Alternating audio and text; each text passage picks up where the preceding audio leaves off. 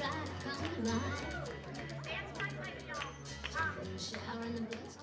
we are so happy to have you here. Thank you so much. My name is Payne, and I'm the founder and president of Patriotic Millionaires. Welcome to Money Message Millionaires. Let's fix this country. And I'm the vice chair of the Patriotic Millionaires. My evening is much better now because I found a stool that I can put my scotch on. I had a freak out moment. Nothing's flat up here, and I had no shelf down here, so I had to improvise. Now, I took the one with the hidden shelf, so I got my wine under here. I tried to get her to switch with me, and she wouldn't. I need a place to put my wine. So there you go. So Erica, we've got a great program tonight. I want to get right to it. But before we do, I just feel a need to get something out in the open right here, right now, just for the record. Well, and Stephen, you're usually such a shrinking violet, so I want you to feel free to just let us know how you're feeling, Stephen. I'm trying to come out of my shell. I'm trying. It's hard. I just want everyone to understand that I really love being rich. I'm serious. I mean, I've been broke and I've been rich, and I'll take rich any day over being broke. Actually, I've been broke twice in my adult life. I grew up on the edge of the Okefenokee Swamp down in deep South Georgia in a middle-class environment. My dad ran the Western Auto Store down there, and I left early on. And I want to tell you, all of our members also want to be rich, and we want you to be rich. But nobody wants anyone to be wearing a hair shirt. If you don't want to be rich, don't be rich. That's okay. But I like being rich. Who in this room knows what a hair shirt is?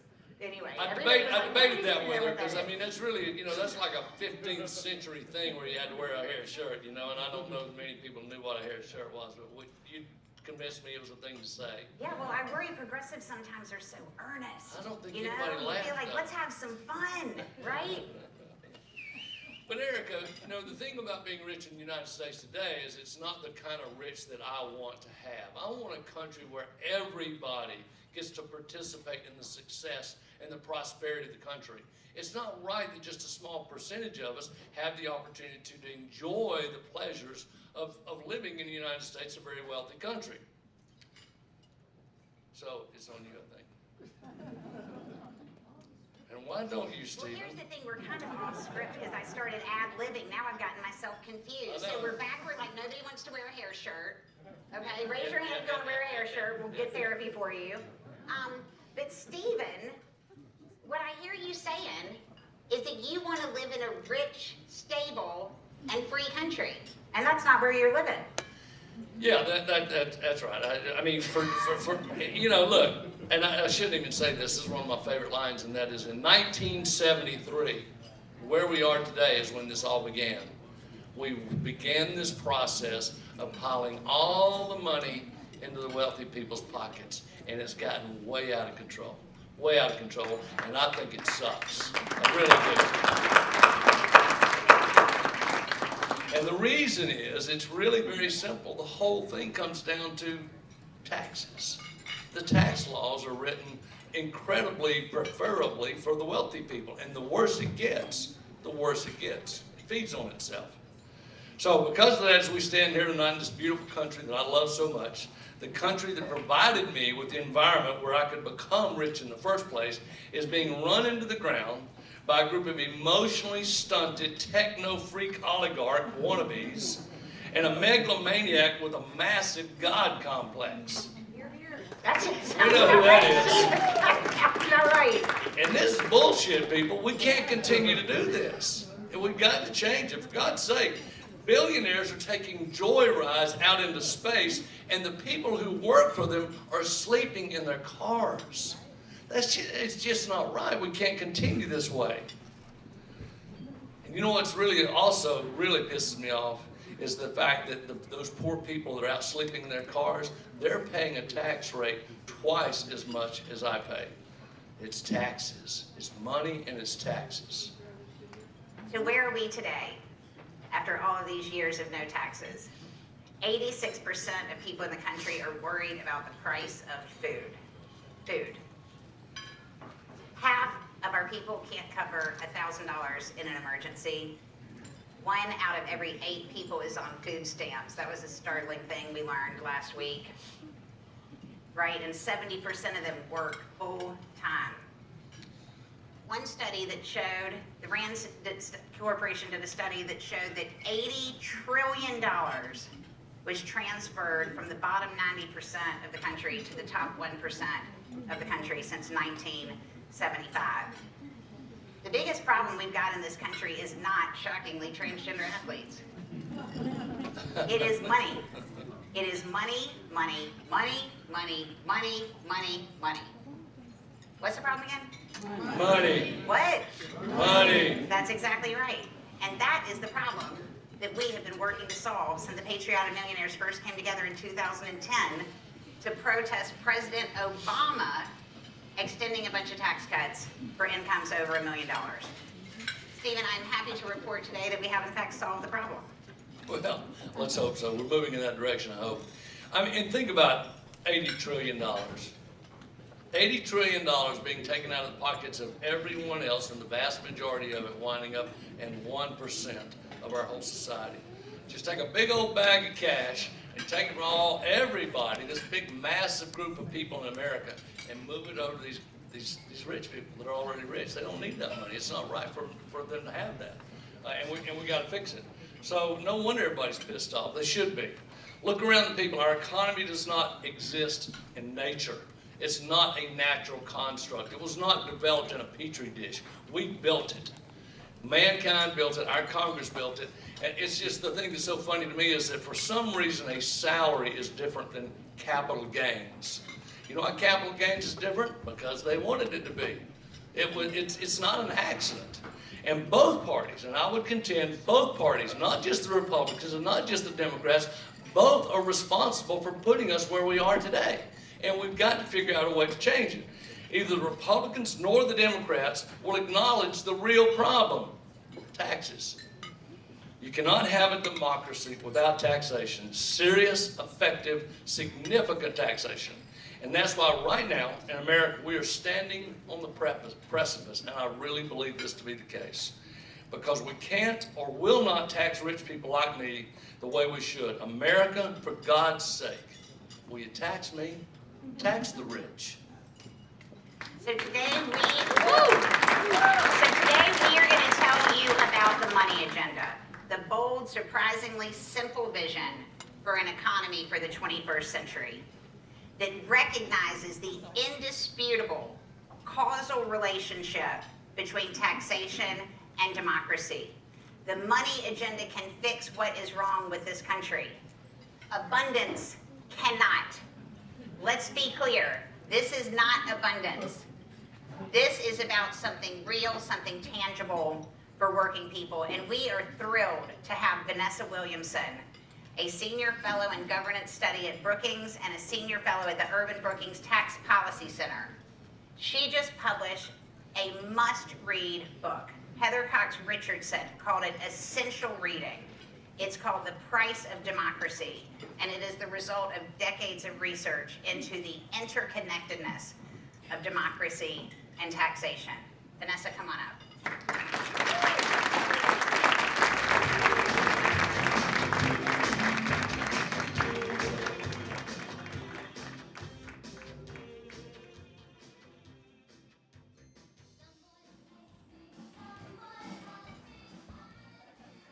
I wasn't asked about the music, but I love it.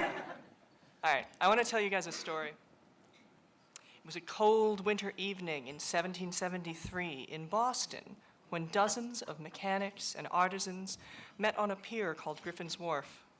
They carried axes and clubs, and they had donned rough disguises.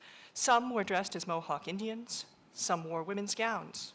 All had covered their face with soot. They called themselves the Sons of Liberty. These men were about to illegally board 3 ships and challenge the most powerful empire the world had ever known. Within hours, 90,000 pounds of tea had been dispatched into the water. You probably recognize this story, the Boston Tea Party. We've all heard of it. But what you might not know is what they were protesting. It's commonly believed that the Boston Tea Party was a protest against high taxes, an early example of Americans' hatred of taxation. Here's the problem with that. It's completely untrue. In fact, the opposite is the case. The Sons of Liberty threw tea in the harbor to oppose a tax cut. Yes, a corporate tax cut for the East India Company. The special tax break was part of a bailout, propping up corporate profits by letting the company sell tea at cut rates to undercut competitors. All of this was part of a bailout package intended to prop up a company that Parliament had deemed too big to fail. In a letter to Benjamin Franklin, Samuel Adams, the leader of the Sons of Liberty, denounced this tax break as introductive of monopolies, which he viewed as dangerous to public liberty. The destruction of the tea, as the Boston Tea Party was known at the time, was direct action resistance to government-abetted corporate power. Now, why am I telling you this story? Not just because it's an interesting piece of trivia. It's emblematic of a much bigger problem with the story that Americans have been told for decades about taxation. It is a cliche for conservatives to describe taxation as tyranny. But just like the myth of the Boston Tea Party, those diatribes get the facts exactly backwards. In reality, tyrants are bad at raising taxes, and elected officials are good at it. Across the world, the strongest democracies collect high levels of tax revenue because their citizens see their governments as legitimate, and they're willing to chip in. In Denmark, the country consistently ranked as the strongest electoral democracy in the world, taxes make up more than 30% of GDP. Authoritarian states collect far less. In Russia, taxes make up 12% of GDP, and in China, only 8%. Free countries are high-tax countries. This is nothing new. The pattern dates back hundreds of years to one of the very first times anyone argued that a legitimate government requires the consent of the governed. In 1215, Magna Carta asserted that the king could not apply taxes just as he chose. Instead, taxation required the general consent of the realm, to be obtained by summoning the various lords together to vote. It took hundreds of years to put that idea into practice, but when taxation required representation, it unlocked an extraordinary power. Once England had a parliament that could tax, it had the power to authorize taxation, not the king, but parliament. The nation raised more tax money, not less, because representation encourages taxation, and taxation encourages representation. Why? Because when people have representation, they're more willing to pay taxes, and when the government is stronger and more capable of acting for the public, it reinforces that cycle, a virtuous cycle of taxation and representation together, building a strong and democratic state. This all might sound counterintuitive. We've all been trapped in decades of anti-tax rhetoric, an echo chamber. But I'll tell you who does understand this dynamic that I've just laid out. America's would-be oligarchs. Throughout American history, opponents of democracy, from slaveholders to Gilded Age industrialists to today, have tried to undermine the government's capacity to tax so they could keep power in their own hands. You see the same strategy again and again. On the one hand, undermine elections. On the other, undermine the tax system. That way you never really lose power. Because the fight for democracy isn't just about who can vote. It's about whether the government that those voters choose has the power to act. And that power comes from taxation. That's why the fight for taxation is the fight for democracy. Oligarchs always want to keep an elected government poor, because public power threatens private power. A government that can raise real revenue is a government that can regulate, can tax, and can hold the wealthy accountable. A government that can tax can provide public goods like schooling and healthcare that give people the security and the freedom to act as citizens. So, if you want to maintain an oligarchy, you must starve the state of revenue. Slaveholders knew this. That's why they limited the federal government's capacity to tax, and they kneecapped taxation in their own states too. They were afraid that an elected government, even one elected only by propertied white men, would tax slavery out of existence. The Confederacy, run by a slaveholding oligarchy, refused to tax itself. They hated taxes so much it helped the Union win the war. As one Confederate later said, they weren't whipped on the battlefield, we were whipped in the Treasury Department. And the reason taxation matters in war is the same reason that it matters for our democracy. It is what makes government real. We raise taxes in times of crisis because money is what allows the state to act. We can all say nice things about democracy and freedom and patriotism, but at the end of the day, we have to pay for things. Otherwise, what are we electing people to do? If you say you believe in democracy, you also believe that government should be too poor to function. I'm not really sure how much of a commitment you're making. If you're not willing to put your money where your mouth is, I'm not sure you're actually committed to democracy at all. Today, wealth inequality has reached levels that the founders warned would be fatal to a republic. Thomas Paine, the author of Common Sense, famously encouraged Americans to think that they did not need a king. But in 1792, he wrote another thing in The Rights of Man, and in that, he argued that extreme concentrations of wealth would give the wealthy what he called overgrown influence that would result in corruption at elections. To prevent that, he proposed a progressive tax system. It was a tax on the income from wealth with a top rate of 100%, yes. It was an extraordinarily high bracket, to be fair, the equivalent of about $1 billion today, but the 100% rate was intended to ensure that fortunes never grew so large that they endangered the power of the people to govern themselves. We are now living in the world that Payne feared. Billionaires write public policy, they own the media that shapes public opinion, they fund campaigns, they pick cabinets, they walk into government buildings, our government, and they demand our private data and to be able to cancel programs on a whim. And of course, they write themselves another tax break. This isn't just inequality, this is the transfer of political power from the public to the wealthy. And here's the crucial lesson. Taxes are what make democracy real.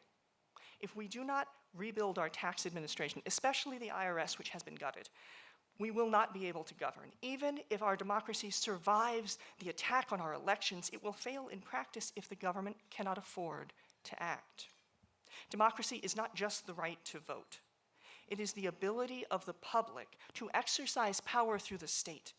And without taxation, that power disappears. We cannot afford a poor democracy, and if we want a government that represents us, we will have to be able to fund it. Thank you.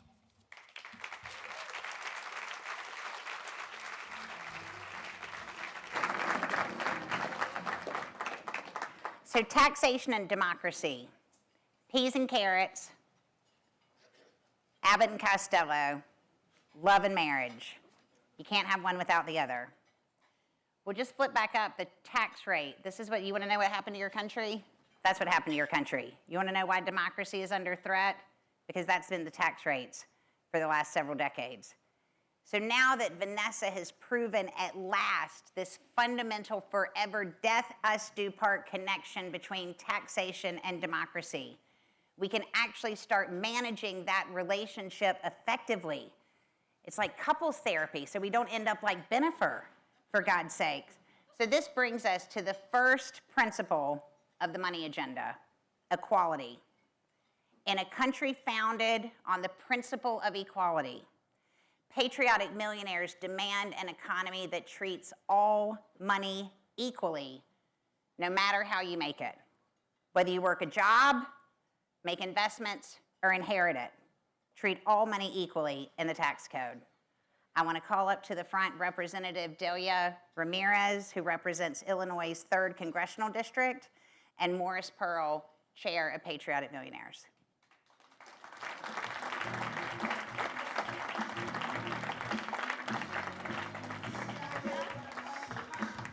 Hey. We do need money. Is my mic on? Okay, good. As long as you could hear me, it doesn't matter if I hear myself. Well, it's so good to be with all of you today. Morris, Erica, so good to see you. And this is a full week for members of Congress. We are here Monday through Friday for the very first time in the House in about 6 weeks. So it's a busy week. I'm sure you're following. There's some votes that are coming up this week. One on a discharge petition that starts with the E. The second word has an F in it, and you know all about it. So let me say to you, while it is a big week in many ways, I am so grateful to be with all of you here, talking about something that we're making more sexy, which is taxes and how that works. And You know, as I think about where we are, and I think about my own district, I represent Illinois 3, as Erica mentioned to you, a district in the city of Chicago in northwestern suburbs. I've heard a lot of things from people as I've been back home, and I was back home during the shutdown. But you know what I did not hear? I didn't hear anyone say the following. You know, Congresswoman, you know what excites me? Our income tax policy. Oh, I love so much how much I pay every single paycheck into taxes, even during a government shutdown, while Elon and Jeff pay nothing. I just love it. The tax system is just so fair and equitable. It's actually the best thing that's ever happened to my family, to home care workers, to social workers, to teachers. You know, I just think that that is the best thing the government has ever done. Yeah, I didn't hear that part. You and I both know that what we are seeing today is that we are just steps away from one of the richest man in the world becoming a trillionaire, and we just gave $1 trillion worth of tax cuts to those that should be paying their fair share. Over and over again, we've seen how administration and some of my own colleagues in Congress have extorted tax benefits for their billionaire bosses on the backs of American people. So instead of fixing the tax system, they make it more profitable to those who already were profiting the most. Make that make sense. And then they have the audacity to say, listen, we're kind of broke, which is why we're gonna give more tax cuts here while cut critical services there. But you and I both know that we wouldn't be broke, as they say, if the ultra-wealthy paid more. And I hear that there's some millionaires who are saying, charge me, I want to pay more. Is that right? Yeah. Is there a couple of you here who are okay with paying a little bit more taxes? Is that right? So that's why I'm here with you today, because I am proud that I am the lead sponsor of a bill that I am partnering with Patriotic Millionaires on in the House of Representatives. I have introduced with all of you the Equal Tax Act. Right now, we know that the law allows common types of money that is made from assets and stocks, long-term capital gains, and most dividends to be taxed at lower rates. So that means that social workers pay more and Elon pays nothing. Bottom line, this bill will actually begin leveling the playing field. And you know, a lot of people say tax the rich, but you and I are saying, yeah, tax us. And we have a bill for that. So I just want to thank all of you for the work that you were doing. And I know that some of you are going to be out on the Hill tomorrow, is it? Or the day after? Wear comfortable shoes for the ladies or for the gentlemen as well, because you're going to be walking a lot. And I can't wait for you to talk to my colleagues about how if they really want to follow what polls are saying, a way that they can do that is by helping co-sponsor the Equal Tax Act. So let me end, because I'm getting to my 3 minutes, and I'm feeling Morris right here. I am grateful for the ways that you all show up in this moment. And this moment requires courage. This moment requires creativity. This moment requires for us to be strategic, but to do this work together. And I'm looking forward to getting every single member of Congress that we possibly can, at least 218, to become co-sponsors of the Equal Tax Act, and we're going to do it together. So let's get it done. Now let me go vote, because I literally have to go do that. So thank you, everyone. Gracias. Thank you, Representative Ramirez. And hi, everybody. My name is Morris Pearl. I have the honor of serving as the chairman of the board of the Patriotic Millionaires organization. And I volunteer more or less full-time, not quite as full-time as I used to when I was working, but that's okay. I had a long career at BlackRock, biggest investment management company in the world. Yeah, I personally have millions and millions of dollars of investments. And I can say with absolute certainty, I am not going to stop investing my assets if the tax rate on my income has changed the same tax rate as Representative Ramirez's mother, the same tax rates of the people carrying our food right now. I'm not threatening to somehow go on strike from being rich, even if that was theoretically possible. I invest because I like making money. Putting my money like in cash under my bed is not going to do any good. And it's not because I have like a half off on my tax rates. Changing the tax treatment of my capital gains will not change my investing behavior at all. Not a lot, not a little. No one is going to stop investing if you raise their tax rates. It just won't happen. People are not going to stuff their money under their mattresses because mattresses don't provide any returns at all. I'm here, and that's what all of us believe. It simply is not going to change people's behavior because we're going to change our tax rates. Thank you very much.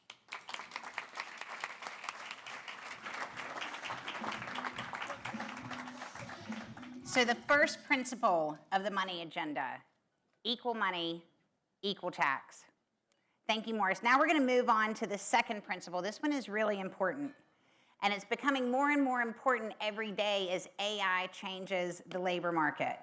I'm going to welcome Patriotic Millionaire John Driscoll and Patriotic Millionaire Ashley Craig to the stage. John is the chair of Magnet, a global leader in workforce management, and the chair of Yukon Health. He is the author of Pay the People, Why Fair Pay is Good for Business and Great for America. Ashley spent her career working in audit and finance for Fortune 100 companies like Morgan Stanley and the Disney companies. They are going to explore how the C-suite and Wall Street screwed America and how to fix it. Thank you, y'all. Hi, honey.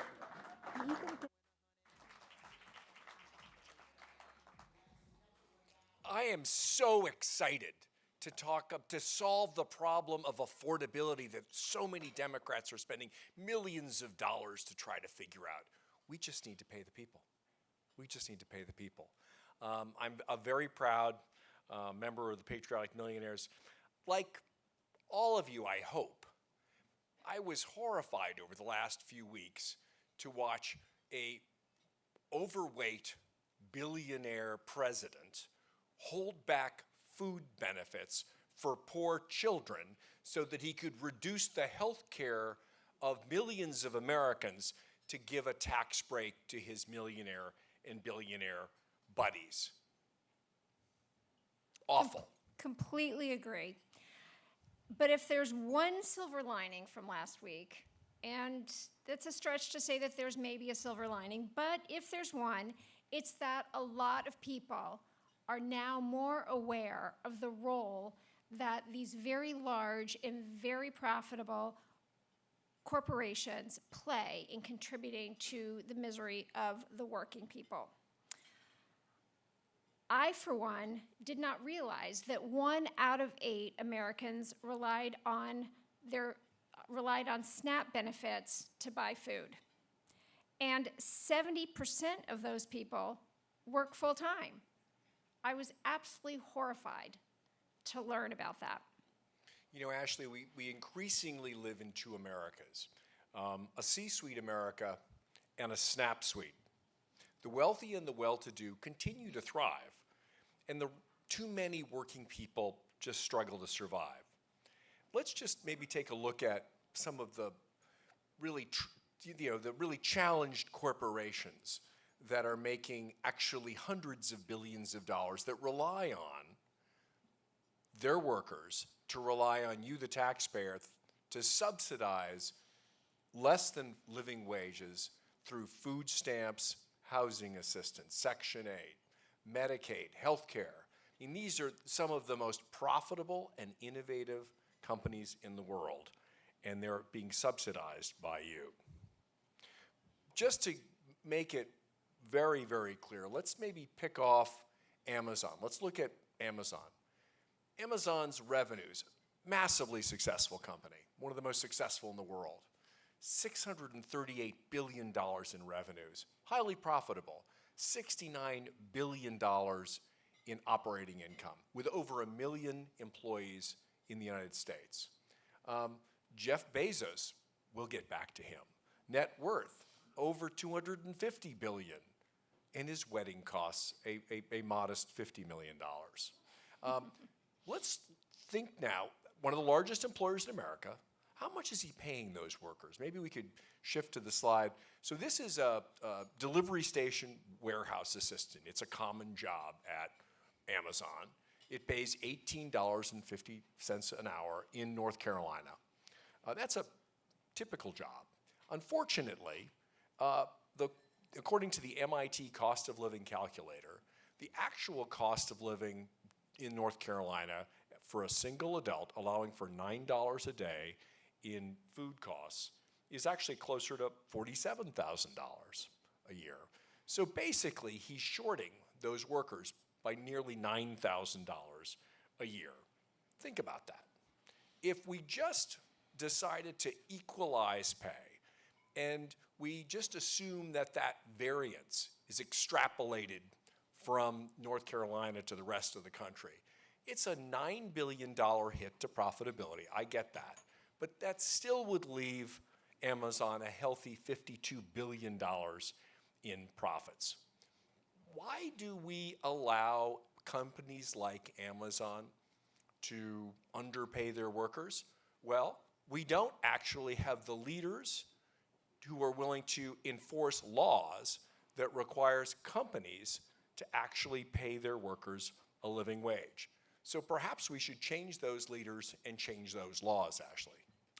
That's a great idea, John. Yeah, I think we definitely need a round of applause for that idea. But there's one problem.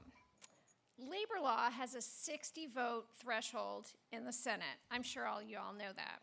And we can't get 60 votes for any decent wage bill. Trust us, Patriotic Millionaires has been trying for 15 years. Exactly one Republican, Senator Josh Hawley, is on the record supporting a higher minimum wage.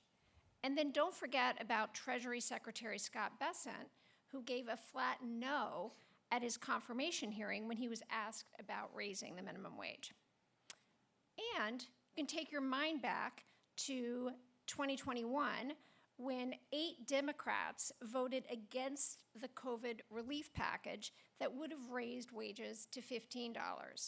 So here we were with frontline workers who were serving us, caring for us, and literally putting their lives on the line for us, and Democrats refused to pay them an adequate wage to risk their lives. Lordy, Erica's talking about abundance. You want abundance? How about we increase wages? We require, as we did in 1932 in the Fair Labor Standards Act, that people pay a living wage. You cannot create abundance unless you pay fair wages.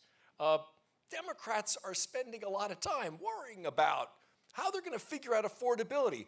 We have the answer: pay people a living wage. But let's leave that for the moment and suggest something specific. We have a policy today. We're suggesting a change we can make today to change tax policy that could fix the labor market. Today, some companies, like my old company, CareCentrix, pays a living wage while others cheat their workers out of fair pay. They actually rely on all of you to pay for and subsidize their companies with food stamps, Medicaid, and what have you. We call on Congress today to fix this imbalance. How about we levy a punitive surtax on those companies that don't pay a fair wage?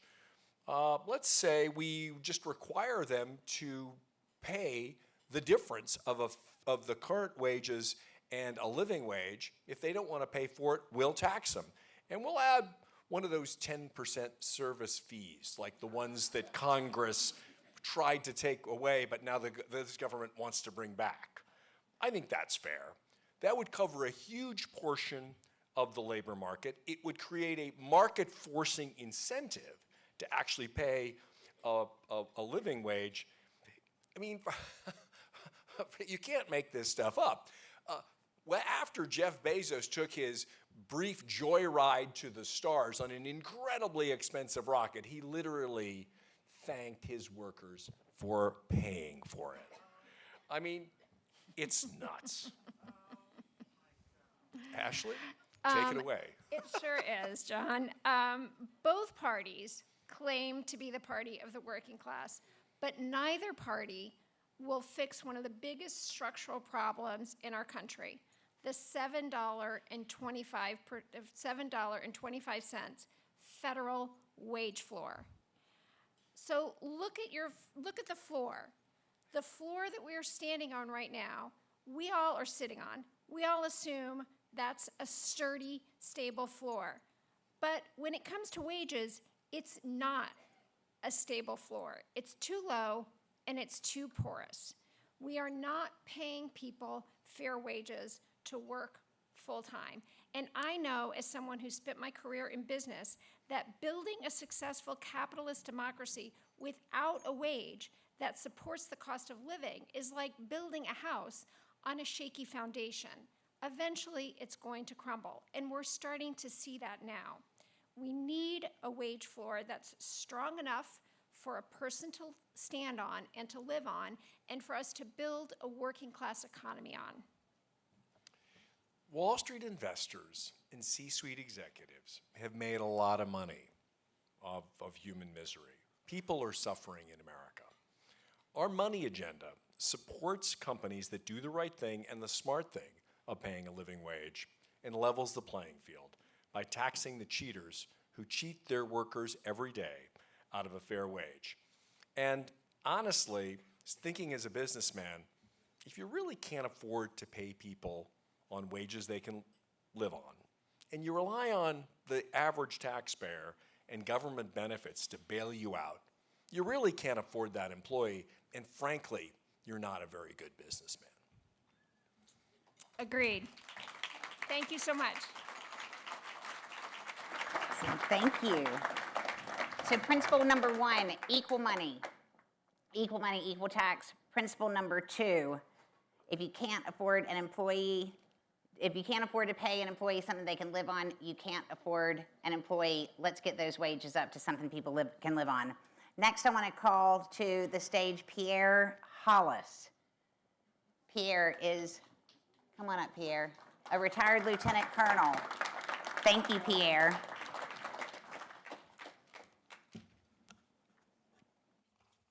All right, well, thank you very much, Erica. I appreciate it. I know something about poverty. I grew up poor, and my father grew up poor as well. My father's house did not have running water in it, and I don't know how many folks in the audience can relate to that, but that's a pretty tough way to grow up. I escaped poverty by joining the military. You know, I served in the Marine Corps for 25 years. I love this country of ours. What I do not love is the way this country is treating its citizens. I think the country is doing a rather poor job of that.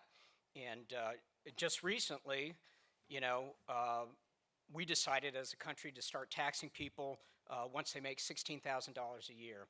John mentioned a little earlier that the MIT calculator estimates that it takes about $45,000 a year to earn a living wage. So why would we be taxing people who can't even afford to make ends meet? That just sort of boggles my mind. And you know, I think it's completely unacceptable. So we've got a big idea. And the big idea that we can implement really right now is that we should have a cost of living tax cut, and that should be funded by millionaires. And when I say millionaires, I'm not talking about people who have $1 million in assets. I'm talking about a person who earns $1 million a year. Like, that's a lot of money. So principle number 3 of the money agenda is to tax people after, and only after, they make enough money to support themselves, and have millionaires like me pick up the tab so that there is no net cost to the country. It's all funded just by a different group of folks. I think, you know, a lot of us maybe disagree on where the blame lies for the situation that we're in right now. You know, some people blame Biden economics, some people blame Trump tariffs, greedflation. There are any number of things that we can blame this situation on, but I think we can all agree on who bears the brunt of these problems, and that is the middle class and the working class people.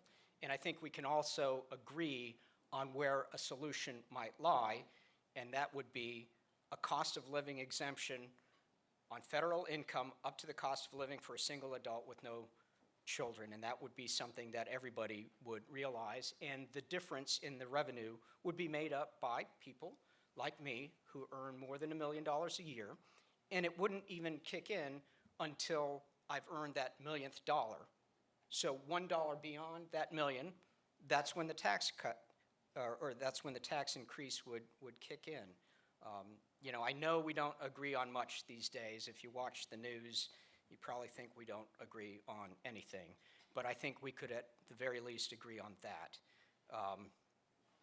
You know, when I look around the room and when I see politicians talk on stage and to news outlets, I just think that any politician, any Democrat or Republican for that matter, who refuses to tax the donor class, right, and refuses to give a tax cut to the voters, to the middle class and the working class, when we see those folks, I think we know where their loyalties lie. And those loyalties are not with the working citizens of this country. And I think if you're not going to work for the citizens of this country, then you have no business being in office, and you need to retire, and we need to vote you out, and you just need to go away. And so, anyway, principle number 3. Yeah, principle number 3 of the money agenda. Tax cut for the working class. Thank you. Thank you, Pierre. In Patriotic Millionaires, we really view this as a cornerstone of the money agenda, a working class tax cut paid for by millionaires. We'd love to show you our ad that we're out with explaining this idea to Americans. Seems like nobody in America agrees on much of anything these days. But can we agree the federal government shouldn't tax people into poverty? If you work full-time, you should be able to afford your basic needs. Don't you think? We're the Patriotic Millionaires. We believe your full-time job should cover what it costs to live. We think your first $45,000 of income should be tax-free. And multi-millionaires? We should pay more to fund your tax cut. Go to first45taxfree.com to learn more. A working class tax cut paid for by millionaires. That's an idea we can all agree on.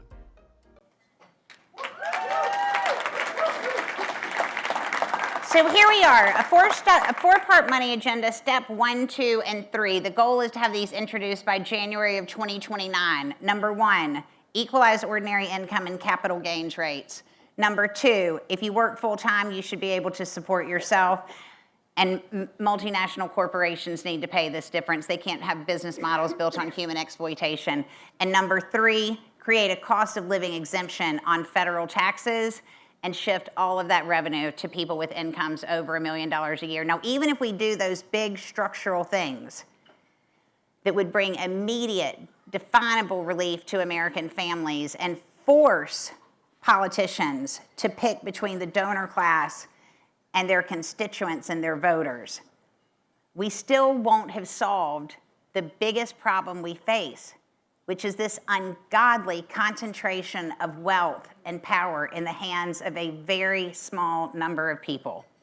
So the first 3 parts of the money agenda we want to implement in January of 2029 so we have enough public will and we've stabilized American families enough that we can move on and face the big problem. I'm going to invite 2 people to come up here. Chuck Collins, he's the author of Burned by Billionaires, and Bob Lord, the Senior Vice President of Tax Policy for Patriotic Millionaires. They're going to show us exactly how big this cancerous growth named Jeff Bezos and Elon Musk has grown in our country. Thanks, y'all.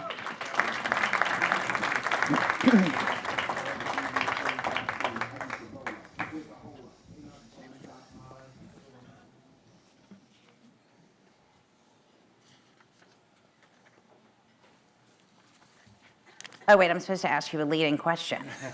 Sorry. Here we go. Bob, how big is the billionaire problem? It's big. It's big. It's real big. And really, as I'm going to show, it's a problem at the very, very top, as we're going to see in a second. We're going to talk about the 19 richest American households. So this is the top 1% of America, and we're looking at their share of the country's wealth. And it's, back in 2012, it was ugly, 38.8%. Just the top 1% has 38.8% of the wealth. This month, 39.9%. So it's still ugly, But it really hasn't changed very much. I mean, the 1 percentage point is really just a rounding error, right? So has our wealth concentration stabilized? Let's look at the details. 2012, the top, that's 0.0001%. This is the 18 or 19 richest billionaire households. Back in 2012, it was 18 of them. With the population growth, it's now 19. So this is 1 out of every 10 million households. There's only 19 of them. We have 50 states, so there's a lot of states that don't even have 1 of them. So they had 0.9% of the wealth. That's a huge amount for just 19 households. And the rest of that top 1%, the next 99.999% of the top 1%, they had 37.9. Now look where it is today. Those 19 households, the increase is all with them. They grabbed that other percentage point. The rest of the top 1%, they haven't gone anywhere. They have the same share of the country's wealth. The increase here, 122%. Increase over here, 0%. Now let's talk about the dollars that is. That 2% is $3 trillion divided among just 19 households. And to put that in the context of our democracy, in the last election cycle, the total spending by everybody in all elections was $15 billion. These 19 households could match that amount with less than 1 month's growth in their wealth. Less than 0.5% of their wealth. That's how much power they have, that's how much wealth they have to convert into political power. Here's my next leading question. Chuck, I know a few billionaires. They seem like nice people. Why are you all fussy about them? Well, I think our point is what Bob's talking about, the amount of power that those billionaires and ultra-wealthy have. Here's the thing. We're getting burned by the billionaires. We've talked about how we're paying their taxes, how the tax obligations have shifted onto the wealthy. We talked about democracy and how we're getting but there's all these other ways, dozens of ways, you're getting burned by the billionaires. They're supercharging the housing crisis through bidding up the cost of land and housing. Billionaire private equity funds are squeezing and buying up. One of them told me after buying a mobile home park, he said, I love buying mobile home parks. It's like buying a Waffle House where the customers are chained to the booths. They have nowhere to go. And that's the model. Healthcare. When was the last time you got to look at the price card when you went to the emergency room? A third of emergency rooms now have been bought up by billionaire investors. So they're making us sicker. They're driving up the cost of housing. They're trashing the environment. Not only are the billionaires the super emitters, Larry Ellison's yacht, 7,000 tons of carbon emissions a year. The average American emits 14 tons of carbon a year. The average 0.1%, 2.2 tons a day. So the drivers of the ecological crisis, and they're using their wealth and power and position to run out the clock and block the transition to a healthy economy. They're coming for our pets. The billionaire-backed private investors are now buying up veterinary clinics and the pet services and pet food. Any of you who know, many of us have animals that are part of our families, and we will pay money to care for them, and they get squeezed harder. So on and on down the list. Media ownership, the ownership of parking lots in urban areas. Look any lens, you'll see how the billionaires are squeezing us harder and harder.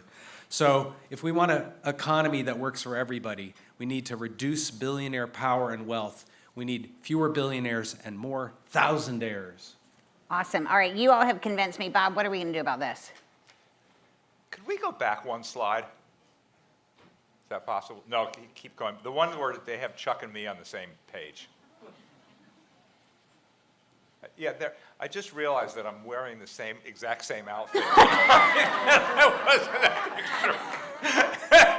picture. So we're going to get you a new tie, Bob. We're all going to chip in. So what are we going to do about this? Well, really, we have a That was Chuck's line. You can move that along. We have a tax code in America that traditionally has been updated, kind of overhauled once every generation. Was in 1939, was in 1954, and again in 1986. We're overdue for another overhaul of our tax law, and it's urgently needed. We don't have in our tax code right now a mechanism that prevents the accumulation of oligarchic wealth, and we desperately need to incorporate that into our tax law, and we need to do it in 2029. We need a mechanism that will stop the further accumulation of these ridiculous fortunes and rapidly cut them down to size. All right, awesome, thank you so much. So for the next 3 years, we're going to be laser focused on getting the first 3 pillars done, preparing ourselves to get this anti-oligarch measure passed. But we're going to need somebody with true leadership, somebody who knows the budget inside and out, the appropriations process inside and out, somebody who's been in the Senate and the House, maybe even somebody who could run for president. And so I'm not saying he's going to, but maybe he should. And so let's call to the stage Senator Chris Van Hollen to talk about how are we going to get out of this mess. All right. Woo! Hey, Erica. Hey, Maurice. How you doing? How are you? Good to see you. Nice to see you, too. So Senator Van Hollen, do we have a billionaire problem? We do. And can I just start by thanking you, Erica, Maurice Pearl, and all of the Patriotic Millionaires for what you're doing to help protect our democracy. Because at the end of the day, this is about our democracy and making sure that we have a country where our economy works for everybody, and those are linked. So yes, the short answer is yes, we do. And it's for a couple reasons. One is the incredible concentration of power that comes with that in terms of politics and the economy. And when you're talking about billionaires and a very concentrated focus of wealth, you're talking about people who want to make sure that the rules work for them, even if that happens at the expense of everybody else. Sometimes that means just protecting the status quo that helps them and is broken for everybody else. Sometimes that means trying to change the tax code, for example, in a way that advantages them even more at the expense of everybody else. And the second thing I would say is that as those rigged rules stay in place and you see a continued hollowing out of the middle class, you lose the social contract in America. I mean, the social contract is premised on the idea that if you work hard and play by the rules, you can have a good standard of living. You can raise your kids, get them the education they want, have a house, and have a decent retirement, that you're not living with a sense of economic insecurity or just paycheck to paycheck. And unfortunately, that is no longer the bargain that many people feel is in reach with them. So yes, I think we have a billionaire problem, concentrated wealth problem, and a huge disparity in wealth and income problem. And Senator Van Hollen, Patriotic Millionaires really sounded the alarm 15 years ago when President Obama extended Bush tax cuts for incomes over $1 million. I mean, here's Mr. Hopey Changey coming in and doing everything the same, okay? And then we also have a situation where Bill Clinton implemented NAFTA. You look at an overlay of where MAGA is the strongest and where NAFTA decimated communities. Are we going to thank Bill Clinton for that? Wall Street deregulation, NAFTA, welfare reform. Your party has not shown the dedication that we would like to see, and we're confused by it. I mean, we have been sounding the alarm for 15 years. And so what's happening inside people's brains? Do they not see the crisis that we see? I mean, you're giggling, but for real. I would agree. So I'm not. I do want to say at the outset that, if you look at the Trump billionaire cabinet, they are rigging the rules every day for billionaires. That said, I agree with what you just said. The Democrats, in my view, do bear a lot of the blame for not having the political will to take on a lot of these issues over a period of time. I wasn't around for NAFTA, but I remember the debates during the Obama administration on the tax increase. We came to an end of a sort of Republican tax cut, and I remember being in the room because I was on the House at that time and in leadership, and I strongly opposed their plans to allow those, tax cuts just to expire rather than those tax breaks to expire, to continue. I was opposed to that. So look, I think that it has been a matter of political will, and it goes to your earlier question, which is that there are a lot of powerful big money special interests that continue to fight for the status quo and to rig the rules of the game the way they want.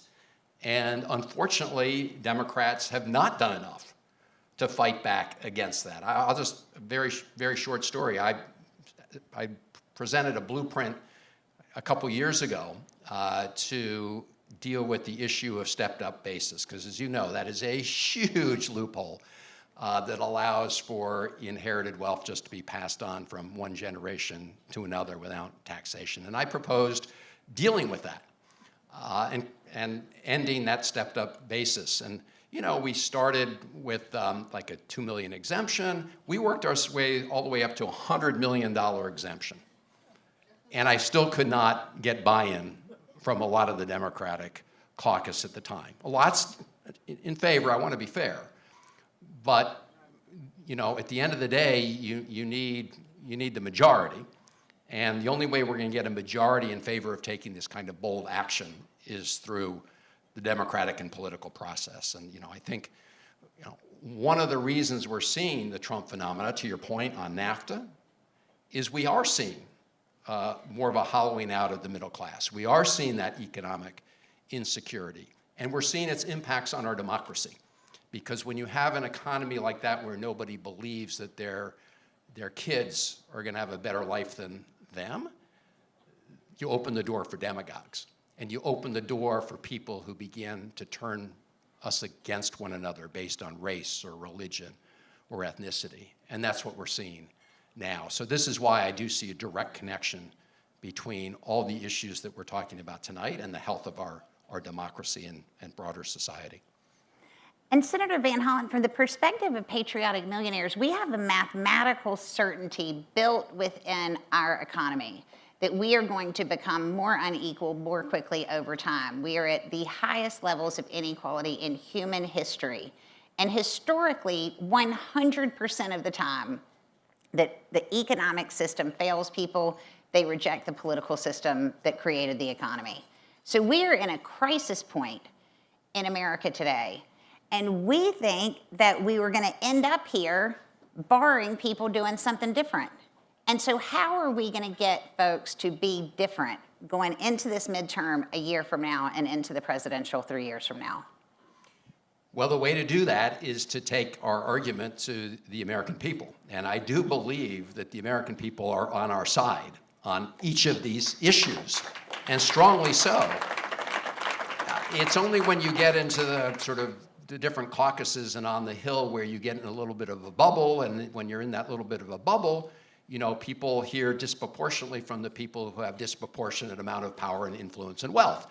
And so I do believe, though, that the grassroots of the country, Republicans and Democrats, support the agenda that you've laid out here, the money agenda. And I looked at every one of the items on that agenda, and I strongly back it and support it and look forward to working with people in this room, but people throughout the country who want to advance it. Because at the end of the day, I do think it's important as a question of fairness, but it's also a question of the health of our democracy at the end of the day. And I think that is what Patriotic Millionaires has done a good job of linking those two together. But at the end of the day, we're going to have to take this agenda, to the American people.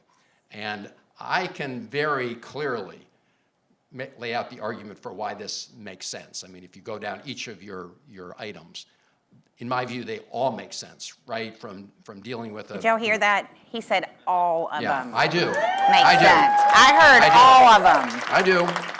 I've introduced proposals on some of these in the past, and I will work with you to introduce, others going forward. I think the key is all of the policy details in them are important. The bigger thing, though, is that overall message. And the overall message, I think, is one where, as I've said for a long time, and this sort of sums up at least a lot of the tax proposals, is that you should not have a tax system that essentially rewards people who make money off of money and penalizes people who make money off of labor and hard work. And that is the fundamental issue here, and so many of your proposals are around that fundamental idea. Well, and there was a moment in the Kamala Harris campaign where there was a headline in the New York Times, and it said, "Billionaires quietly press Harris on tax reform." And 4 days later, she gave a speech in Pennsylvania walking back Biden's promise to equalize ordinary income and capital gains over $1 million. And so I looked at that day, and I thought, you know what, it doesn't matter if she wins or loses, because we're going to end up in exactly the same place. It's not to say that, of course, it would be better if she had won, but we're on a never-ending trajectory to exactly the same place. And this built-in differentiation between capital gains and ordinary income, their money versus your sweat, this is the original sin. How do we get people out of this mythology that you should give a half-off coupon to the investor class?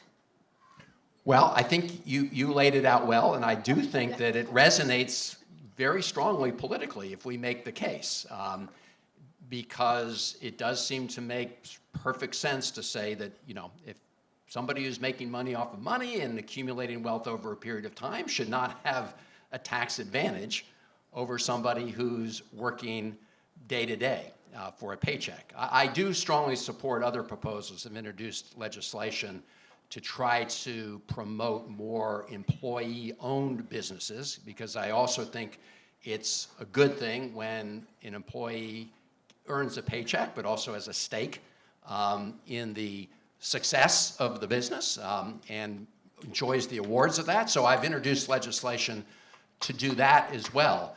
But I think that fundamentally we need to change the tax code in a way that provides more tax relief to people who are just going paycheck to paycheck and just scraping by at the standard, the most basic standard of living.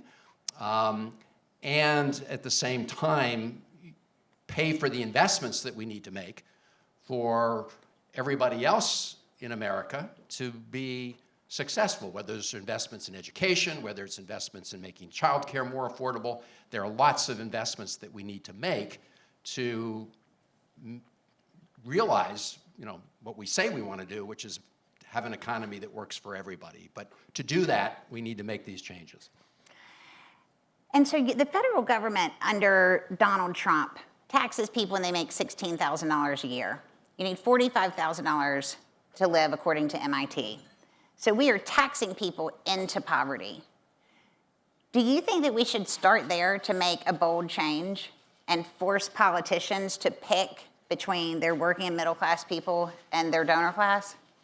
I do, and it's been good to have a lot of conversations with you and folks at Patriotic Millionaires about this idea, which I think is really important because it addresses a fundamental question, a politically important question, an economically important question, which is if you're working hard every day and you're just barely at what we consider the cost of living, for a decent standard of living, the federal government shouldn't be coming in and taking that income away from you, because you're essentially just getting by based on our own assessment of what the standard of living should, or the cost of living index. So yes, I'm very much supportive of this idea. I had introduced in the past legislation to impose a surtax on millionaires And again, I heard a little bit about the conversation here. This is the first dollar after $1 million,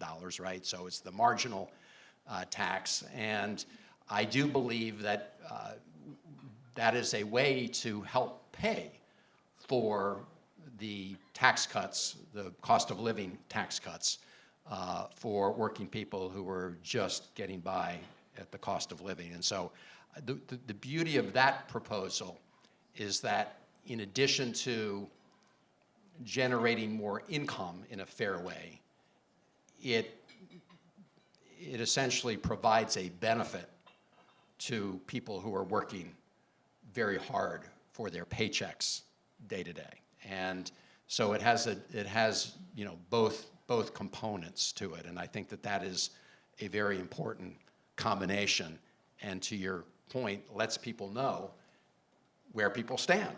I mean, talking about winning on this, I mean, this is a piece of legislation we should be able to take to any place in America, red, purple, or blue, and it should resonate strongly because it is a plan to give working people and folks in the middle class, a little bit of a break, give them a little extra disposable income to, in their family life or for whatever purpose they want or need, and it's paid for. So unlike the big beautiful bill, which extended tax cuts for very wealthy people and adds over $4 trillion to our deficit, this one is paid for. And Senator Van Hollen, you were you ran the DCCC, you ran the DSCC, you've worked with tons of candidates who are having to run and talk to all kinds of different voters all over the place. Can they win on this kind of message? Yes, yes, and yes. They can win. They can definitely win. And I really believe that, with your help, and again, help of people all over the country and communities all over the country, we just have to make it very clear what we're fighting for. Because all the folks that have an entrenched interest in the status quo, of course, are going to spend tens of millions of dollars to mislead people. And the fact is, this was a problem before Citizens United, but Citizens United made it even worse, because now you have people who can just spend literally billions of dollars to, try to elect people who will protect the status quo and protect their interests. But at the end of the day, proposals like this are very popular. It's just a question of overcoming all the misinformation. And believe me, and there's a lot of, we talked at the beginning about why billionaires are a problem. It's because they use their accumulated and concentrated money and power to try to reinforce the status quo or whatever works for them. And so, believe me, they will come out against this strongly, and we need to fight hard. But I do believe at the end of the day, it's a very strong winning argument.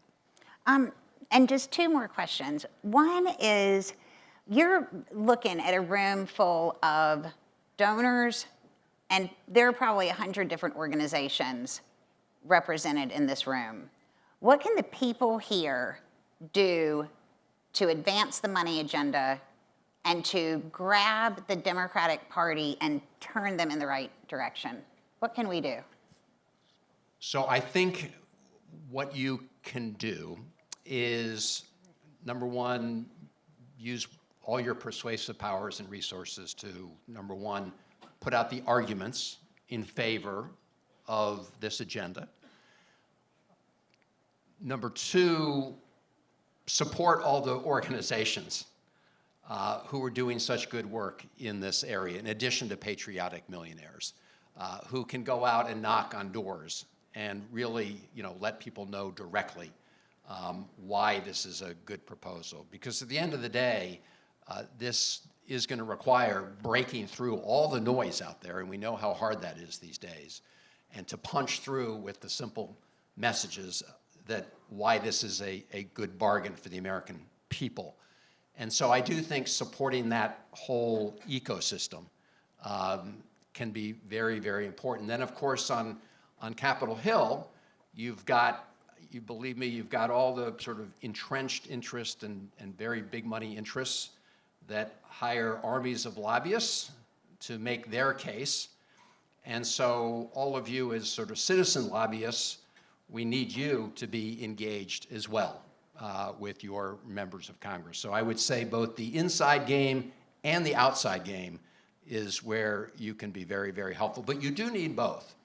The only way ultimately, in my experience, is you're going to change people's calculus, in terms of being bold and instead of just talking about these things, actually taking action, is if they're persuaded that their constituents care about this issue. And that is why that outside mobilization piece is so important. So you've got to help neutralize the sort of big money lobbyists on the inside by showing up and talking to your members of Congress and House and Senate, but we do need to help. The grassroots is there for us. This is not like artificial turf I'm talking about. These are organizations that are out there that really want to mobilize for important causes like this. I mean, I joined 7 million Americans for No King's Day. People are mad, and for good reason, but that moment also gave me great hope that the antibodies to save our democracy were, of course, the American people, right, and out there. And so that is, and what happened in the last election in 2025, just about, 12 days ago or so. That was really important. That was a strong statement that people are not buying what Donald Trump is selling. But what I've always said is that it's not enough to show just what we're against. We got to be in the fight, and even fiercer, in my view, to protect our Constitution, our democracy. But it is so scary to think that Donald Trump in the last presidential election was perceived as the candidate of change, was perceived as the guy who was going to take on the status quo that we're talking about. Because I think people wanted change, and they saw him as the change agent, when in fact, as we know, he's just surrounded himself, with his billionaire cabinet, and everything he does advances the very wealthy. But the American people did not trust the Democrats to take on the status quo. And it's because we have failed to deliver on some of these big issues. And I think that's what it's going to take, is a big grassroots movement to address these fundamental issues of wealth and income inequality and connect those up with the threats to our democracy. And I'm not going to be so bold as to ask you if you'll run for president, because that might be inappropriate in this room full of people. We can talk about that later privately. But I do want to ask you, where are we going to find these leaders? And what role are you going to play in the next 1 year as we go into a midterm, and 3 years as we try to wrest control away from these miscreants? Well, I was asked by the Iowa State, the Polk County Democrats. Yeah, we noticed that. Okay, to come out Iowa. and It's so speak. weird to go to Iowa. I did not engineer that invitation. I want you to know. I did not. I was really nice. I was glad to be invited, and I actually didn't. At first, I wasn't going to go, Erica, but then I. You're like, hey, it's Iowa. But for the reasons you're talking about, I do think all of us need to, work together to lay out the agenda that we're for. And that's why I think what Patriotic Millionaires is doing here is so important. And I went because I do want to play a big role in terms of the future of the Democratic Party. Because I do think, and you cited some of the things that happened back in the past, where we just did not step up and take on, some of these entrenched special interests. I will say, some of us have been fighting for this a long time, but we've never had the critical mass to punch through. If you look at proposals over the years, I do think this is a moment where the country is hungry for a change in the status quo, and not the kind of change in the status quo that Donald Trump has brought us, which is a kleptocracy and an oligarchy. They don't want that. But the fact they were willing to risk their future in the last presidential election in that way tells us the amount of work we need to do and how we need to regain the confidence of the American people. So I do plan to be very engaged both, in the Senate, but also around the country on laying out these issues. And the agenda that you're putting forward is a critical piece of that. I will say the other pieces go to the affordability side. I mean, affordability has two sides to the coin, as you know. One is income, and making sure you have the disposable income. Of course, the other is costs, right? And so if costs are going up faster than your income, you're underwater. So I do think there are a lot of things we should be doing on that front. I've proposed a polluters pay bill because my view is, those who have profited the most from, wreaking climate change should be asked to pay more to address all of the damage being done. Taxpayers shouldn't have to pick up the bill. When it comes to data centers to help feed big AI, I'm all for big AI. I'm not getting into the question of all the pros and cons, but I'm for the United States being a leader here. But ratepayers in the state of Maryland, electricity ratepayers, should not be the ones footing the bill to build the data center for one of the richest corporations, or a handful of the richest corporations in the universe. So I'm for building them, but it's got to be pay as you go, and we need to figure that out. So those are the kind of things, both on the cost side, and your proposal on the making sure that we have a livable wage is a really important piece of on the income side of that equation as well. So I do think that the package of bills you put together is really important. I heard you say you want them to be ready by 2029, or some of them. We got some work to do. But we want to be ready with some of them in 2025 and 2026. All right? All right, well, we're here to help you punch through. So thank you so much. We appreciate your leadership. Thank you. Very much. Thank you. And All thank right. you all. Thank you. Big hand. Thank you. Thank you for your Senator. book. Oh, yes, yes. She didn't tell me to plug her book, but I would play it. It's a very good book. All right. Thank you so much, Senator. Great. Oh, yeah. And now, wasn't that great, Senator Van Hollen? Wonderful. And so now, because we know how wildly popular this agenda is, we're going to invite Terrance Woodbury, co-founder and CEO of Hit Strategies, one of the smartest pollsters in the country and message analysts. Terrance, come on up.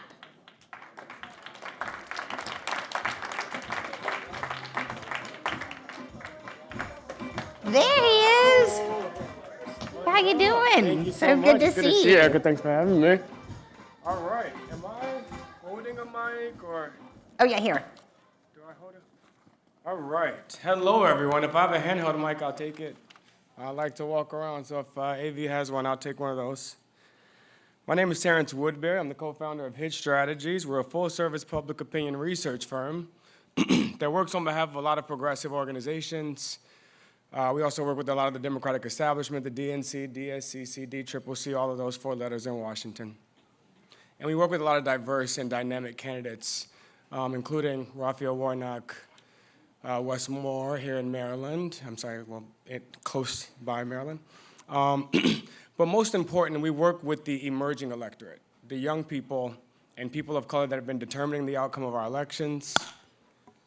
And I am a pollster, so I'm useless without slides. I'm going to talk you through a little bit of data with my time check. I really will take that wireless mic if you have one. There it is. I promise I'll be much better if I let go of this podium. Thank you. All right, so let's talk about some data. Again, I like to focus on the voters that have been determining the outcome of these last elections, the voters that I believe will continue to determine the outcome of these elections. Every slide that I present will be here. I come from the Brookings Institution, so I believe in research as a public good. At Hit Strategies, we are putting a lot of our data out regularly, so please use it up. That is the Hit team, 35 of the youngest and most diverse researchers in the country. I'm very, very proud of them and the work that they're doing across the progressive establishment. Forgive me, I'm a little bit winded because I was running backstage to make sure I caught Senator Van Hollen, my senator from Maryland. All right, so here we go. I won't spend a lot of time on this slide. That's why I hope you download these slides, because these are a lot of the 2024 findings. I worked for the Kamala Harris campaign. I was one of her pollsters. I still work for Kamala Harris. And so a lot of this is what I learned from the campaign. Sitting in focus groups with voters every day. We still continue to sit in focus groups with voters at least 3 days a week. We conduct at least one poll a week. So I don't share my opinion. I share the opinion of the voters that I talk to every day. And this is some of what we learned. I won't spend a lot of time here because we learned a lot more last Tuesday in the 2025 election. But first thing we learned is that the consistent underinvestment in the Democratic base has resulted in cycle over cycle erosion in our electorate, in the Democratic electorate. And that is every single group of Democratic voters you could think of. We have done worse cycle over cycle, voters of color, young voters, urban voters, working class voters. Every group of Democratic-based voters we've continued to erode. That was not because she was too woman. That was not because he was too old. That was not because of the headwinds. It's because of decisions that we've been making and where we've been investing that is continuing to contribute to this erosion. Number two, I believe that there are two groups emerging as the swing voters that determined the outcome of the 2024 election and that determined the outcome of elections last week, and I'm gonna show that to you. They are youth, specifically youth of color, but generally young people, and men of color. We hear a lot about the gender gap amongst voters, especially amongst voters of color. Not enough about the generation gap. Young people are showing up very, very different, and we need to meet them where they are.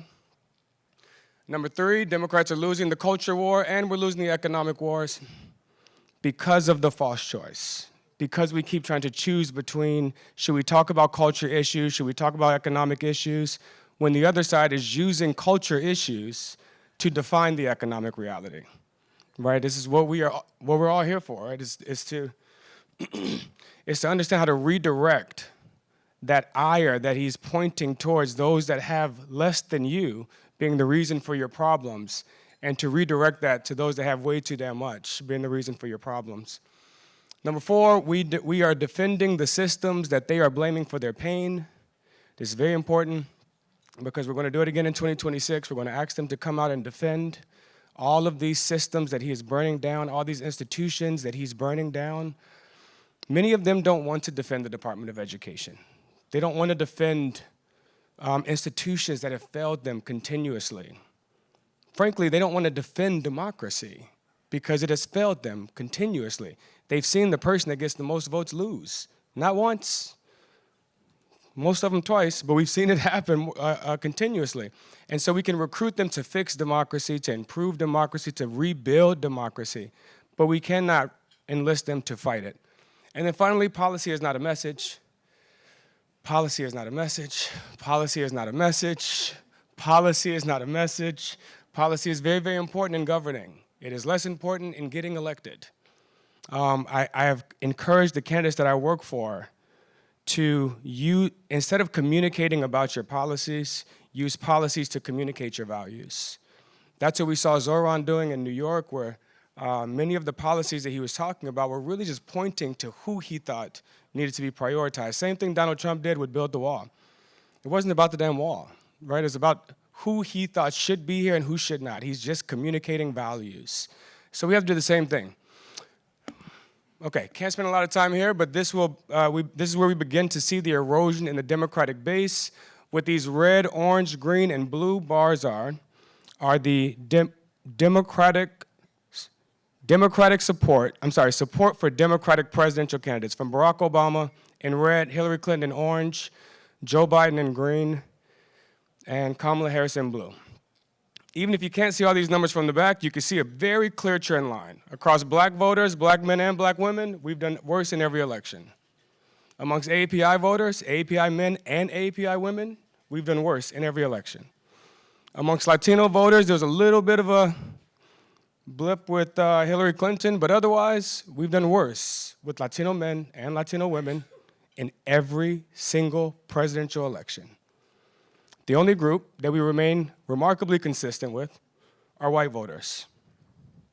Barack Obama won 42% of the white vote in 2012.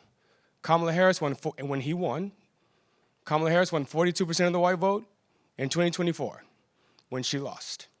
The difference are voters of color, primarily men of color, where we've seen the deepest erosion. We saw some of this reverse last Tuesday. These are some of the trends from last Tuesday. The first thing we saw is that Donald Trump's overwhelming disapproval. This regression graph here shows Trump approval rating going down across the y-axis and decrease for Republican candidates across the x-axis. The best way to describe what happened last week is that Donald Trump was on the ballot and he lost.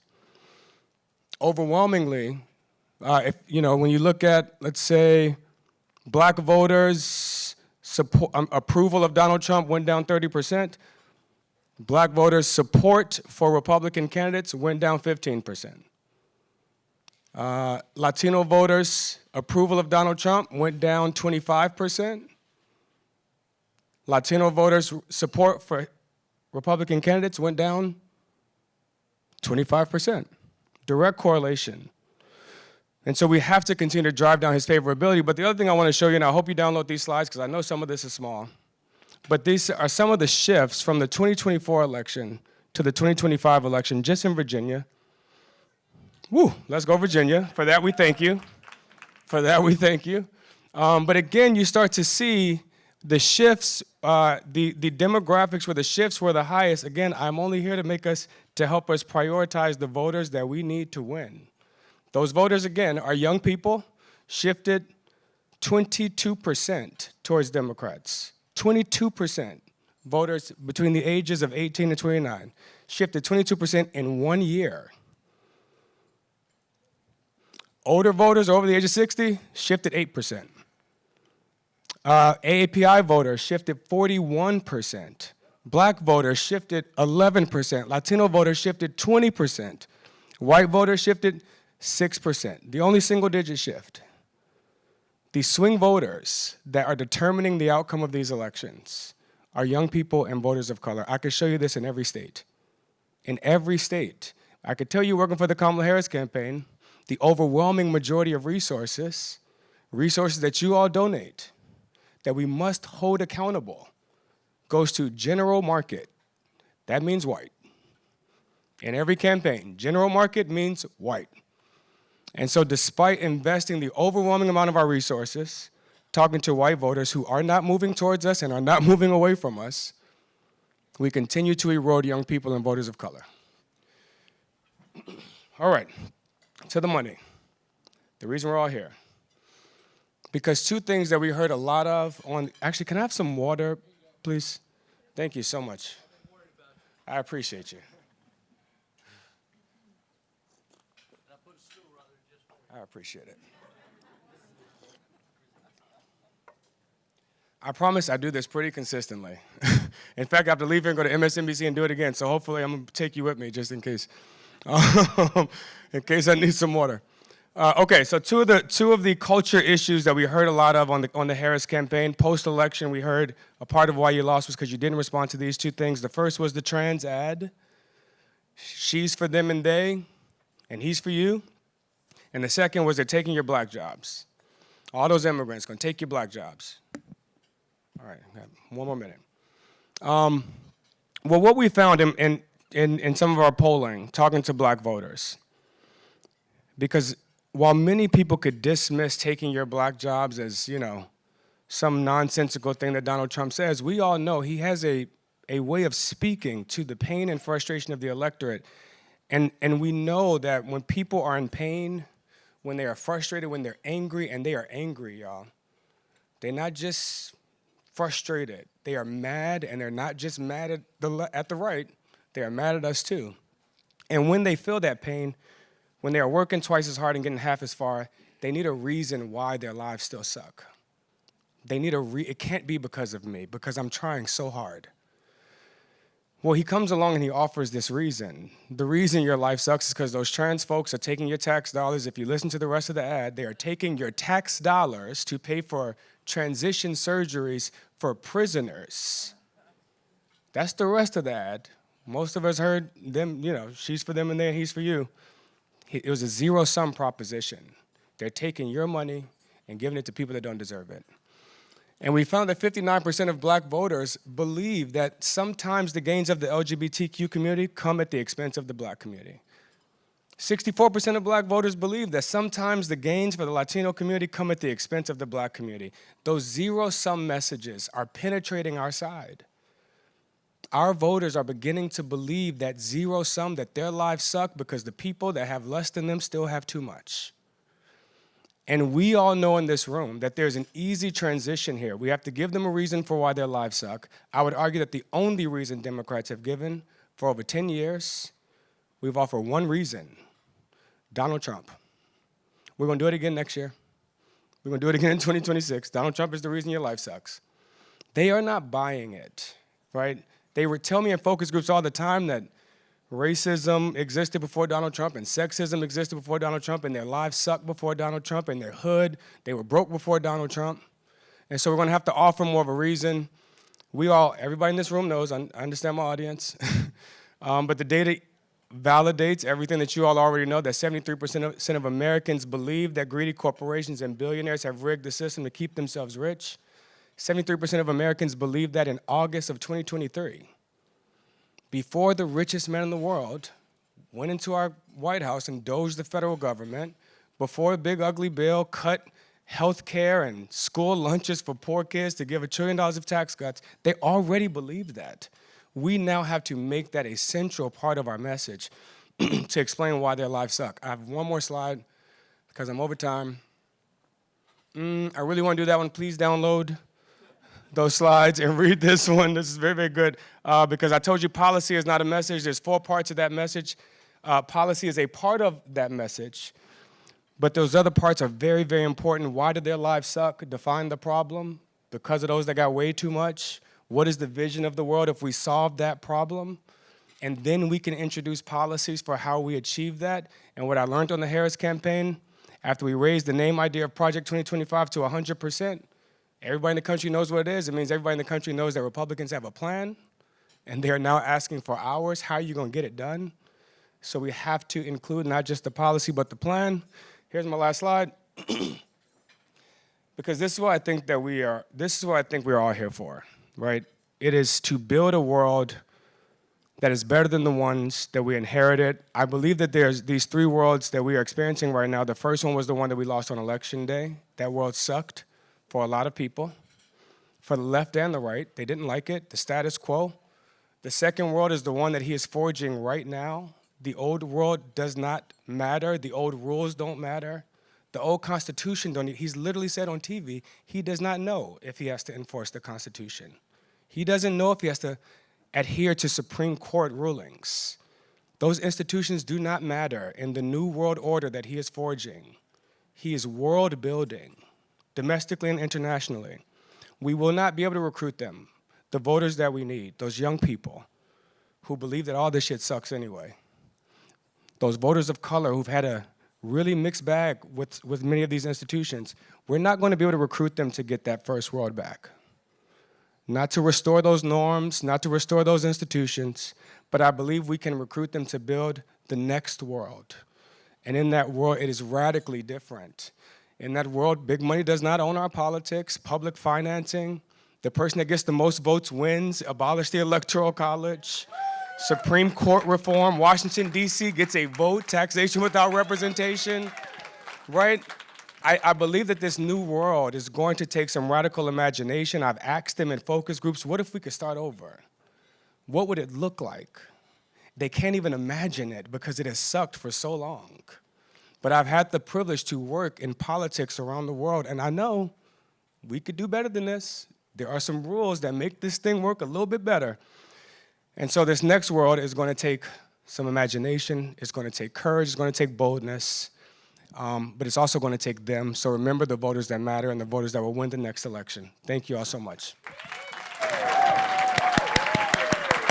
Thank you so much, Terrance. That was great. I saw Terrance speak at Persuasion 2025 and was really blown away by the idea if you won't tell people what the problem is, they can't trust you to fix it. And Democrats won't admit what the problem is because they helped cause it. It's the wage floor is too low and the tax system is a joke. All right, so we're going to invite Anna Maria Arquila up here, the co-director of the Working Families Party of New York and a board member of Patriotic Millionaires, Anna Maria. We want to build a huge, diverse movement powerful enough to reshape our economy and reclaim our democracy. You have some experience with that. Tell us what happened in New York last week. New York City, y'all. New York City, the richest city in the country, but also one of the most unequal, just sent a powerful, clear message. Working people are done with the status quo and will do whatever it takes to elect someone who will fight for them and not bend the knee to the rich and well-connected. That's essentially what happened. Historic election, historic turnout. The turnout of the general election last week. My time is. So the turnout on November 4th was twice, increase of 100% over 2021 general election. Twice. The turnout of young voters was historic, incredible. Immigrants, people of color, the communities that actually gave Donald Trump their ear in 2024, the communities that said, maybe we should look in that direction, parts of Queens, parts of the Bronx, parts of Brooklyn, said, never mind.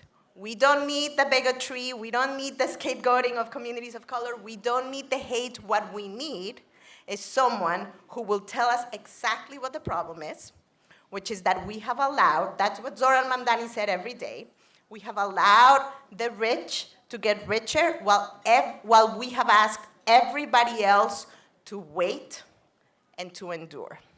To wait and to endure. And he said, I am going to work alongside all of you, working families of New York City, to change how people experience housing by saying we're going to freeze the rent on rent-stabilized apartments, by committing to fight for universal childcare so that working families can stay in the city, by making sure that transportation functions well. And like the presenter just said before, all of these ideas were not ideas in themselves, they were communication of a value. I value you, I value your time, I value your work, I value your family, I value you above those who always get to accumulate wealth at the expense of you. That's what happened. And it was so fun to watch. Didn't it make you feel great? And Anna Maria, all those people that you talked to who came out in New York, if we talked to them about the money agenda, what do you think would happen? Oh my God, okay, so this was the best part. So, people have watched Zoran Mamdani's sort of campaign. He came from 1%, polling at 1%. No one knew him. I knew him, but no one knew him.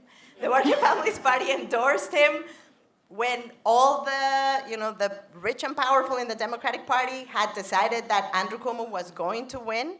The billionaires of New York City invested $30 million to elect Andrew Cuomo in the primary, and then again gave him $25 million in the general election to elect Andrew Cuomo in the general election.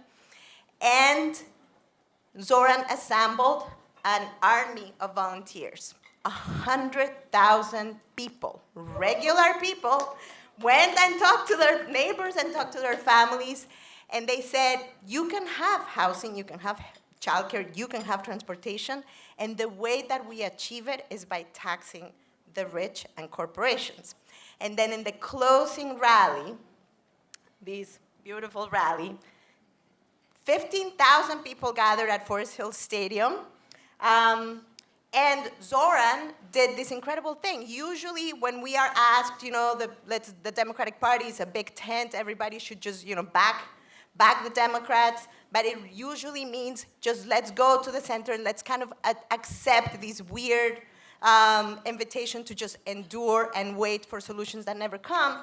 Zoran said, no, we're gonna hold the big tent from the perspective of working families. We're gonna hold the big tent from the left. So you see here on the left corner, you see Governor Kathy Hochul, and you see the president of the Senate, Andrew Stewart's cousins, and the Speaker of the State Assembly. And in this moment, in this picture, Kathy Hochul is trying to make the case of why she's standing with Zoran Mamdani, and people are saying, tax the rich. Tax the rich. Tax the rich. for minutes and minutes. 17,000 people yelling at Kathy Hochul, tax the rich. Awesome. She tried to pretend like she didn't understand, and she told the press that she thought they were saying, let's go Bills, like the Buffalo Bills. But people were being very, very clear, tax the rich. The words, just the endorsement alone will not cut it in order to achieve the vision of a place in New York where working families can afford to live and thrive. You have to ask the richest New Yorkers to contribute their fair share. Awesome. Thank you so much. Thank you, Anna Maria. I know that was great to be a part of it. And I want to show y'all a fun ad that we put out. We heard a lot of people say, you know, there was a bunch of money spent trying to convince people that if you raise taxes, that people would move out of New York City. And our wonderful chair, Morris Pearl, working with Connor in our office, shot a video that got about 3 million views last time we checked, disavowing people of that absurd notion. Let's play the video. People are saying that millionaires like me are going to move out of the city if they raise our taxes. That's absurd. The whole point of being a millionaire is so you can live wherever you want to live. I choose to live in New York City because we have big libraries like this, and we have universities and hospitals and Central Park where I am right now. But those things are not free. I want to live in a city that has enough tax revenue to pay for those things, because that's where I want to live. I want my children and now my 6-year-old granddaughter to grow up in the city where I lived and have the opportunities that I had growing up. I'm happy to pay more in taxes so that all of the people in New York can afford to live here. I'm happy to pay more in taxes to make New York the city where all of these people who make it New York can afford to live. The whole point of being a millionaire is if you're a millionaire, you can live wherever you want. I'm not going to move somewhere else because of my taxes. People who don't want to pay taxes don't live in New York. I live on Park Avenue right here because this is exactly where I want to live. I'm not moving, even if I have to pay more taxes so that New York has enough money to continue being in New York.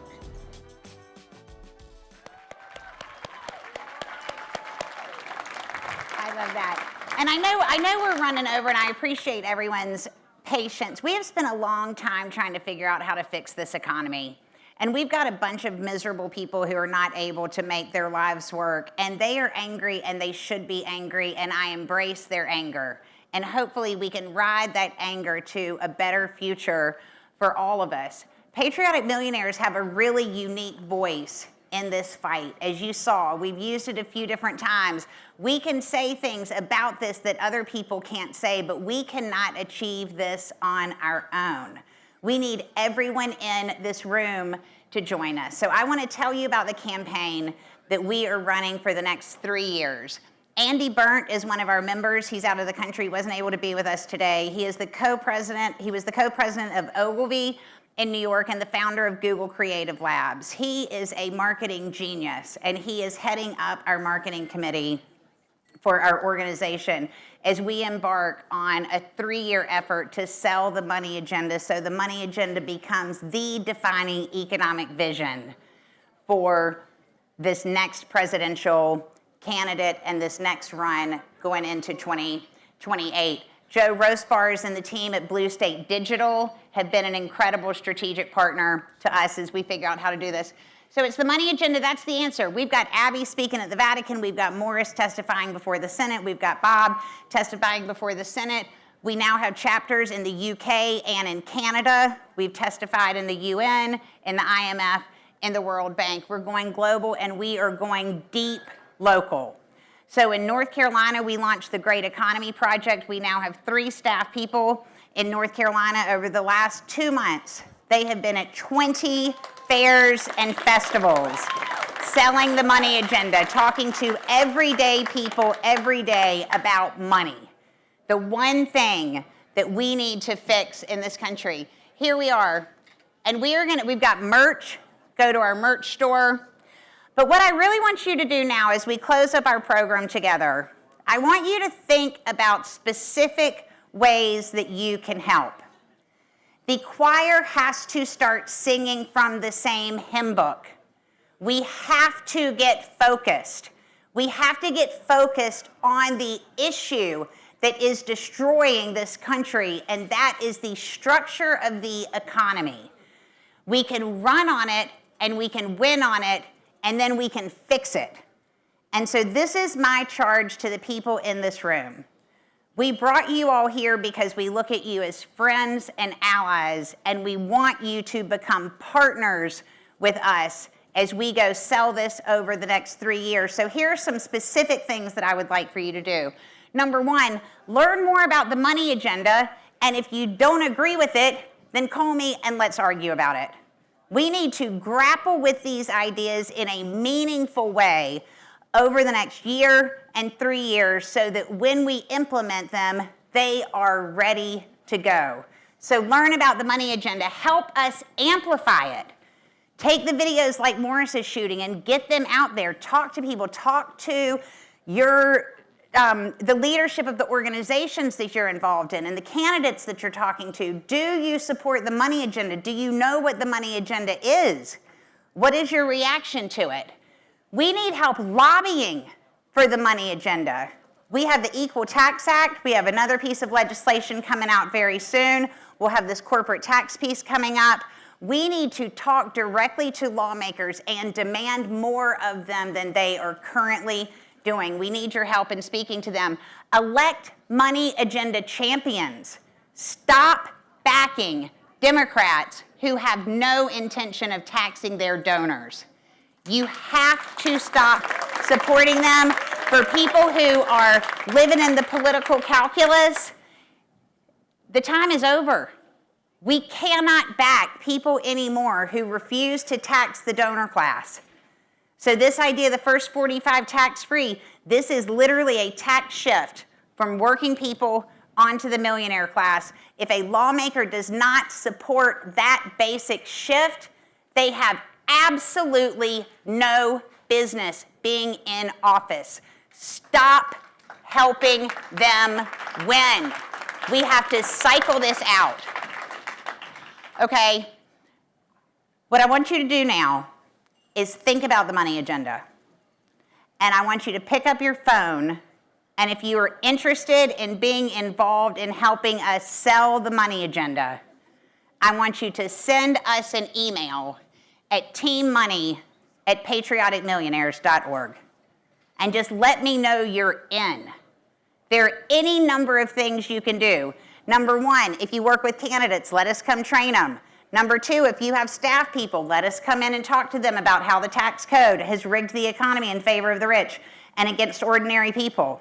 Help us build a communications mechanism that is more powerful than the other side. Help us disavow people of these crazy notions like rich people are job creators and they're going to leave and take their toys and go home if you tax them. We can overcome what is holding us back, but we can only do that if we become laser focused on the central thing that is ruining our shared experience, and this is the economy. We have to fix this or we're going to end up where we are right now. We can pull it back. We can pull it back and we can fix it, but it's going to take everybody. And so we've invited tonight our friends and allies. There are so many organizations and people represented here. We're going to cut now for cocktails. Please spend time tonight getting to know somebody that you don't know already. Talk to our members. Talk about this agenda that we've got in front of us and how we can help. We really need everyone to come together and we can fix this. I'm more excited today, oddly enough, with all of the insanity. We were on a road that was going to bring us exactly to this location. And now we know. So what did Senator Van Hollen say? We can bust through this. Let's bust through this together. Make those changes in 26, get those legislation passed, win again in 28, and then we'll be off to the races by the time 29 comes around. 3 years. We're going to deliver it. We need everybody in this room to help us. Thank you so much.